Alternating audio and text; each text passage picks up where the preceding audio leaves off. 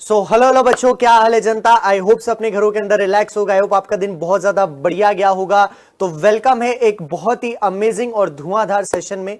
आज मैं आपका केमिस्ट्री मेंटर अक्षय जोसेफ आप लोगों के लिए केमिस्ट्री की चर्चा के साथ साथ एक ऐसी परिचर्चा लेकर आया हूं जहां आप लोगों एक्सपीरियंस करेंगे कि नर्स बनकर आप अपनी लाइफस्टाइल को और अच्छा और बेहतर कैसे कर सकते हैं, और आप और भी ज्यादा मोटिवेट होंगे आज जिन शख्स से हम मिलने जा रहे हैं उत्कर्ष नर्सिंग एंट्रेंस एग्जामिनेशन से जुड़कर आपको नर्सिंग एंट्रेंस एग्जाम के बारे में बताने के लिए। क्लियर बात है। और इससे आप और भी ज्यादा मोटिवेट होंगे कि भैया हम कैसे नर्सिंग एग्जाम को क्रैक करके हम कैसे एक अच्छी लाइफस्टाइल को व्यतीत कर सकते हैं।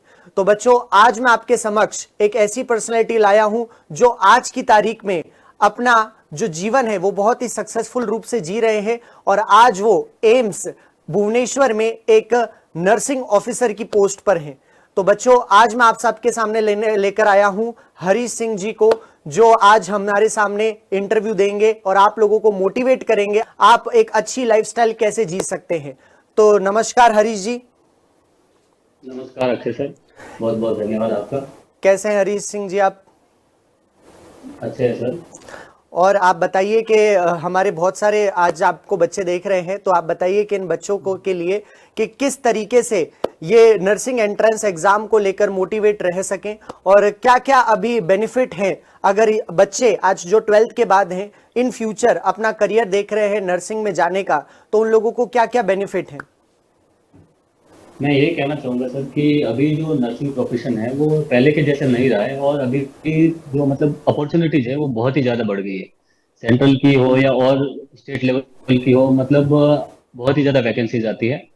तो उसके अंदर भी कहीं ना कहीं आप अपना जो फ्यूचर है देख सकते हैं बहुत ही अच्छे से, क्योंकि जो लोग 12th के बाद तैयारी करते हैं नीट की या डॉक्टर बनने की, उनके अगर नहीं हो पाता तो वो लोग हताश हो जाते हैं कि आगे हम लोग क्या करेंगे। बिल्कुल तो कहीं ना कहीं आप 12th के बाद में अगर नीट में नहीं हो रहा है तो नर्सिंग प्रोफेशन को आप लोग चूज कर सकते हैं। उसके अंदर अभी मतलब बहुत ही ज़्यादा स्कोप है कि आपको 12th के बाद में एक बार एंट्रेंस एग्जाम दे सकते हैं। उसके बाद आपको आरएचएस के थ्रू कोई भी कॉलेज मिलती है, उस कॉलेज में 4 ईयर का नर्सिंग का कोर्स होता है। वो कोर्स करने के बाद में आप एलिजिबल होते हैं कोई भी एग्जाम देने के लिए, वो सेंट्रल का हो चाहे स्टेट का हो, कोई भी एग्जाम। उस बीएससी नर्सिंग करने के बाद आपको कोई भी एक्सपीरियंस की जो नीड नहीं रहती है, तो आप वो एग्ज़ाम देके एज ए नर्सिंग ऑफिसर काम कर सकते हैं। और एक बहुत ही रेपुटेटेड जॉब होती है सेंट्रल की, बिल्कुल और अच्छी चीज़ होती है। बिल्कुल। तो बच्चों, जैसा कि आपने देखा हरीश जी ने आपको बताया कि अगर आप लोगों का नीट में सिलेक्शन नहीं होता है या आप करियर को लेके कंफ्यूज हैं, तो आप नर्सिंग प्रोफेशन भी ले सकते हैं, ऑप्ट कर सकते हैं। नर्सिंग प्रोफेशन में जैसा हरीश जी ने बताया आरयूएचएस के थ्रू आपको अलग अलग मेडिकल कॉलेजेस मिल सकते हैं जहां पर आप अपनी नर्सिंग परस्यू कर सकते हैं। और एक बार अगर आपने अपनी नर्सिंग जो 4 ईयर प्रोग्राम है उसको कंप्लीट करेंगे तो आपको अलग अलग और स्टेट लेवल और सेंट्रल लेवल के अलग अलग एग्जामिनेशंस का जो गेट है वो आप लोगों के लिए ओपन हो जाएगा, जिसके थ्रू आप नर्सिंग ऑफिसर बन सकते हैं। तो जैसा कि आप सबको पता है बच्चों, नर्सिंग ऑफिसर एक तरह से ऑफिसर ग्रेड पोस्ट है, और आज जो हमारे सामने है हरीश जी वो खुद एक नर्सिंग ऑफिसर है एम्स भुवनेश्वर में। तो हरीश सिंह जी, आज मैं आपसे पूछना चाह रहा हूं कि नर्सिंग ऑफिसर बनकर आपको कैसा महसूस होता है, और कहां से आपने जो अपनी जर्नी स्टार्ट करी थी और आज आप कहां पहुंच चुके हैं, ये जर्नी आप प्लीज हमसे एक्सपीरियंस के रूप में शेयर करिए। जी जरूर। अभी जो मैं हूँ सर इधर तो 2020 से एम्स भुवनेश्वर के अंदर जॉब कर रहा हूँ, और मतलब एक बहुत ही रेपुटेटेड और अच्छी जॉब है। और पे स्केल के हिसाब से देखे या किसी के हिसाब से देखे तो मतलब कहीं ना कहीं एक नीट करके डॉक्टर आता है एमबीबीएस, उसके लेवल की होती है, इतना कोई नहीं होता है। क्योंकि एम्स के अंदर आप एक जूनियर रेजिडेंट होता है उसके और नर्सिंग ऑफिसर की जो जॉब के बीच में इतना ज़्यादा डिफरेंस नहीं रहता है। तो कहीं ना कहीं जो हमारे मोस्टली इंडिया के अंदर जो नर्सिंग प्रोफेशन को नीचा आंकते थे कि मतलब इतना कम है, अपॉर्चुनिटी नहीं है, वो इतना अब नहीं रहा है। क्योंकि पहले के टाइम में एक एम्स था, आज के टाइम में हर एक स्टेट में एम्स आ गया, 22 एम्स है। उसके अलावा और भी बहुत सारे सेंट्रल इंस्टीट्यूट है जिनकी वैकेंसीज आती है, और वो सब हर बार मतलब बहुत ही ज़्यादा पोस्ट आती है नर्सिंग के लिए। तो मैं मेरी अगर जर्नी की बात करूँ तो मैं स्टार्टिंग मैंने अपनी गवर्नमेंट स्कूल से अपने गांव से की थी 10th तक। उसके बाद में 2 साल के लिए प्राइवेट स्कूल से की थी 12th। 12th करने के बाद कहीं ना कहीं उस टाइम मेरे पास इतना गाइडेंस नहीं था या कोई गाइड करने वाला नहीं था कि 12th के बाद में क्या करना होता है, या नीट करके भी जैसे एग्जाम होता है। जब भी आप तो अब उत्कर्ष के थ्रू सब लोग जुड़े हुए हैं तो उनको पता होता है कि कैसे तैयारी करनी बिल्कुल है या क्या करना है। आप लोग आपके जैसे टीचर है गाइड करने के लिए। बिल्कुल बिल्कुल। तो हमारे टाइम में इतने लोग नहीं थे कोई गाइड करने वाले कि आपको आगे क्या करना है। तो हमने भी सोचा था कि 12th के बाद हम लोग कहीं ना कहीं, उस टाइम पीएमटी हुआ करता था हमारे टाइम में, बिल्कुल तो पीएमटी का एग्जाम दे के हम लोग कहीं ना कहीं एमबीबीएस के थ्रू जाएंगे। तो उसके टाइम में फिर इतना गाइडेंस नहीं था, और किसी टीचर ने ऐसे बोल दिया था कि बेटा एमबीबीएस करके क्या करोगे, 5 साल की एमबीबीएस होगी, उसके बाद एमडी, एक अच्छा डॉक्टर बनने के लिए आपको 10 से 12 साल लग जाएंगे। तो इससे अच्छा है कि आप बीएससी नर्सिंग करके, उसके अंदर बहुत सारे स्कोप्स है, तो आप उसके लिए प्रिपेयर कीजिए। तो फिर वही एंट्रेंस एग्जाम दे के हमें कोई कॉलेज मिल गया था, तो वहाँ से बीएससी नर्सिंग की थी। और बीएससी नर्सिंग करने के टाइम भी इतना जो गाइडेंस नहीं था कि अब आगे क्या करना है, कुछ नहीं। तो उस टाइम में हमारे कॉलेज टाइम में, मैं जो राजू सर है हमारे, जो आपके नर्सिंग उत्कर्ष नर्सिंग क्लासेस में पढ़ाते हैं अभी, तो मेरे थर्ड ईयर के टाइम से ही वो एज ए मेंटर काम किया उन्होंने। बिल्कुल और बिल्कुल। थर्ड ईयर से ही वो मुझे पढ़ाने आते थे हमारे कॉलेज में, तो उनके साथ जुड़ गया था मैं थर्ड ईयर से। तब पता चला था कि आगे नर्सिंग में क्या करना है, क्या होता है। तो राजू सर ने बहुत ही अच्छे से एज ए मेंटर मुझे गाइड किया था। बिल्कुल उसके बिल्कुल। बाद में मैंने जो है कॉलेज के साथ में मैंने अपनी तैयारी स्टार्ट कर दी थी, थर्ड ईयर फोर्थ ईयर के साथ में। बिल्कुल और उसके बाद में जो है थर्ड ईयर फोर्थ ईयर के बाद में मेरे टाइम में पीक कोविड का टाइम आ गया था, 2020 की बात है, जब पीक कोविड टाइम था। तो उस टाइम बहुत सारे लोग घर पे बैठ गए थे, कोचिंग इंस्टीट्यूट कॉलेजेस सब कुछ बंद हो गया था। और मेरी जस्ट बीएससी नर्सिंग कंप्लीट होती थी उसी टाइम में। तो 2020 मार्च अप्रैल में मेरा फाइनल एग्जाम होके रिजल्ट आया था। उसके बाद में मैं घर पे बैठा था, तो मतलब कोविड का पीक सीजन था उस टाइम, बहुत सारे लोग हताश थे, सारी कोचिंग इंस्टीट्यूट एग्जाम सब कुछ कैंसिल हो गए थे।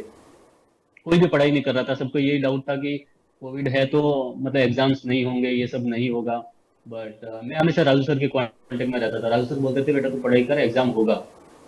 तो वो कहीं ना कहीं मेरे लिए मोटिवेशन का काम रहता था बहुत ही ज्यादा। और बिल्कुल मैंने पढ़ाई नहीं छोड़ी थी, और उसी पीक सीजन में कोविड टाइम में एग्जाम हुआ था नॉर्थ सेट का, सितंबर में, जो फर्स्ट नॉर्थ सेट था मेरे टाइम में। तो उस टाइम में वो तैयारी की थी, और पहले ही अटेम्प्ट में मेरा हो गया था 2020 में। और उसके थ्रू मेरे को एम्स भुवनेश्वर मिला था। तो उसमें चलिए। कहीं ना कहीं मेरी लाइफ में पूरा रोल राजू सर का रहा है कहीं ना कहीं। बिल्कुल तो बहुत उनके बढ़िया। जैसे गुरु का गाइडेंस हो तो वही राजू सर ने जो जी नर्सिंग क्लासेज खोली है उत्कर्ष में, उसी का एक जी सबॉर्डिनेट हम लोग लेकर आए हैं क्लास 12th के बच्चों के लिए। जैसा कि आप सबको पता है जी बच्चों, हम आप लोगों के लिए नर्सिंग एंट्रेंस एग्जाम की तैयारी कराते हैं, जिसके थ्रू, जैसा आज हरी सिंह जी जेम्स भुवनेश्वर में है, तो वो एक एंट्रेंस एग्जाम है जिससे आप इस पाथ के थ्रू आगे बढ़ सकते हैं। तो मैं और भी हरि जी से पूछना चाहूंगा कि जो बच्चे ये सोचते हैं कि नर्सिंग ऑफिसर बनने के बाद में हमें क्या बेनिफिट्स मिलेंगे, हमें क्या पर्क्स मिलेंगे, है ना, एक क्योंकि है तो बच्चों गवर्नमेंट जॉब, ठीक है, तो क्या क्या पर्क्स मिलेंगे, क्या क्या बेनिफिट्स हैं, वो आप हमारे बच्चों को एक बार शेयर करिए, ताकि बच्चों को पता चलने पाए कि ये करियर ऑप्शन अगर हम चूज करेंगे तो भी हमारी लाइफ जो है वो बहुत सक्सेसफुल पाथ पर जाएगी। जी। मेरे हिसाब से सर बताना चाहूंगा कि बहुत ही अच्छी और रेपुटेड जॉब होती है इसके अंदर। जो मतलब आप एज ए जब न्यूली ज्वाइन करते हो, उसी टाइम से आपकी अराउंड, आज के टाइम में ग्रॉस सैलरी देखें तो मोर देन 1 लाख होती है।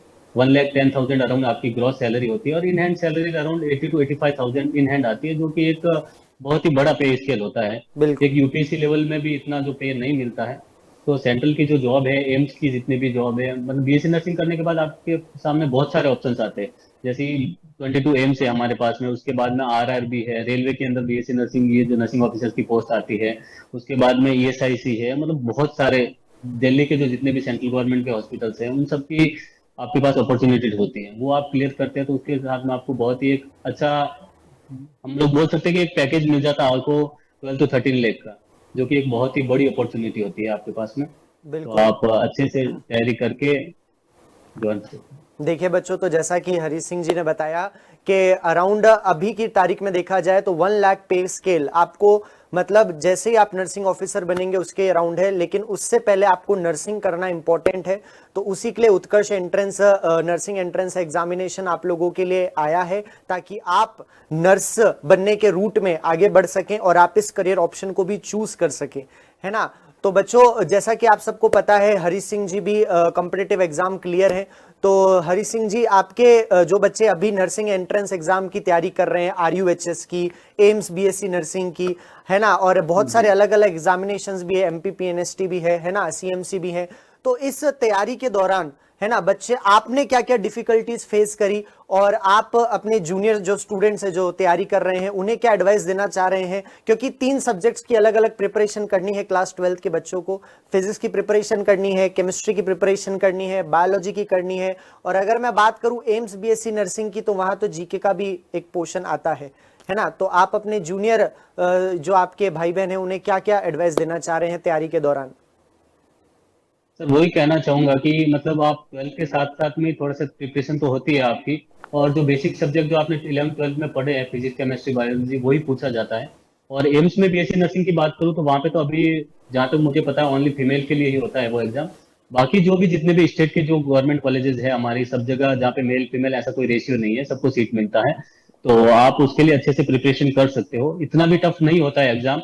आरयूएचएस का जो एग्जाम होता है उसके थ्रू आप एग्जाम देके कोई भी कॉलेज मिल जाता है आपको। और दूसरी चीज कि अगर आपको गवर्नमेंट कॉलेज भी मिल जाता है, अगर गवर्नमेंट कॉलेज नहीं भी मिलता है तो वो ऐसा नहीं है कि जिसको गवर्नमेंट कॉलेज मिला उसको ही आगे फ्यूचर है। जो गवर्नमेंट कॉलेज से बीएससी नर्सिंग करेगा उसका भी वही क्राइटेरिया ये है कि अगर आपको वहाँ पे फीस आपका कम लग जाएगा, आपको कोई डोनेशन नहीं देना पड़ेगा, आपकी अच्छे से, और एक प्रिपरेशन है जिसमें प्रैक्टिकल भी आपका साथ, गवर्नमेंट कॉलेज से आप बीएससी नर्सिंग करते हो तो उसके साथ में आपका प्रैक्टिकल जो नॉलेज है, क्योंकि हॉस्पिटल ऐड होता है उनका, तो प्रैक्टिकल नॉलेज भी होता है, थ्योरी भी हो जाता है। और अगर नहीं भी मिल पाता है गवर्नमेंट कॉलेज तो उसमें भी हताश होने की जरूरत नहीं है। जो आरयूएचएस का हम एग्जाम देते हैं 12th के बाद में, उसके आरयूएचएस के अंडर में बहुत सारी हॉस्पिटल्स और बहुत सारे कॉलेजेस होते हैं जो प्राइवेट कॉलेज, वो भी आरयूएचएस के अंडर में आते हैं, उनमें भी सीट फिक्स होती है। तो आप प्राइवेट, अगर गवर्नमेंट कॉलेज मिल जाए तो वो बेस्ट है, अगर गवर्नमेंट कॉलेज नहीं भी मिल पाता है तो प्राइवेट कॉलेज में आप जाते हो कहीं पे भी तो वहाँ पे भी वही सेम रहता है कि आपको 4 ईयर का बीएससी नर्सिंग का कोर्स करना है, और 4 ईयर के बाद में आप गवर्नमेंट कॉलेज से हो या प्राइवेट कॉलेज से, दोनों सेम होता है, दोनों एलिजिबल है कोई भी एग्जाम देने के लिए, वो एम्स का हो या कोई। ऐसा नहीं है कि आप वो गवर्नमेंट कॉलेज से पढ़ के आया है बच्चा तो उसको कोई अलग से बोनस मार्क्स मिलेगा, या ऐसा कुछ नहीं है, ठीक। तो आप अच्छे से प्रिपरेशन कर सकते हैं उसके बाद में, और जो भी कॉलेज मिलता है आपको लेना है और आगे अपनी पढ़ाई कंटिन्यू करेंगे। यही 4th ईयर जो आप बीएससी नर्सिंग का कोर्स करोगे वो आपको अच्छे से करना है, पूरा रेगुलर जाके। अगर 4 साल आप अच्छे से पढ़ाई करते हो तो जो एम्स के अंदर भी वही पूछा जाता है जो आपने 4 साल तक पढ़ाई किया। तो बिल्कुल। यही बताना चाहूंगा तो जो भी कि बच्चे डर आप, रहे थे हाँ कि हम जी, प्रिपरेशन के दौरान डरते हैं, हम जैसे क्लासेस लेते हैं तो हम लोगों को बच्चे पूछते हैं कि हम प्रिपरेशन के दौरान डरते हैं, हम प्रिपरेशन के दौरान हमें फेयर होता है कि हम लोग इस एग्जामिनेशन को क्रैक कर पाएंगे या नहीं पाएंगे। तो बच्चों, जैसा कि हम लोग जब आपको कहते हैं तो भी आपको मोटिवेशन आना चाहिए, और अब हम आप लोगों के सामने एक ऐसे पर्सनैलिटी को लाए हैं जो खुद ही एग्जामिनेशन क्रैक कर चुके हैं। तो उन्होंने भी आपको बताया है कि इस एग्जामिनेशन से इतना भी डरने की आवश्यकता नहीं है, ये कि नॉर्मल एग्जाम ही है, जिसको आप अगर अच्छे से शिद्दत के साथ, अपनी फुल डेडिकेशन के साथ, सच्चे मन के साथ अगर प्रिपरेशन करेंगे तो आप इस एग्जामिनेशन को अच्छे से क्रैक कर सकते हैं और एक अच्छे मेडिकल कॉलेज में जा सकते हैं। सही कहा हरीश जी? जी सर, चलिए। जरूर। अभी तो आपके साथ में बच्चों को यही कहना चाहूंगा कि पहले तो इतना नहीं था गाइडेंस, अभी तो आप 12th के बाद में भी आपको गाइडेंस मिल रहा है उत्कर्ष क्लासेस के थ्रू कि बीएससी नर्सिंग का एंट्रेंस एग्जाम क्या होता है, कैसे तैयारी करना होता है।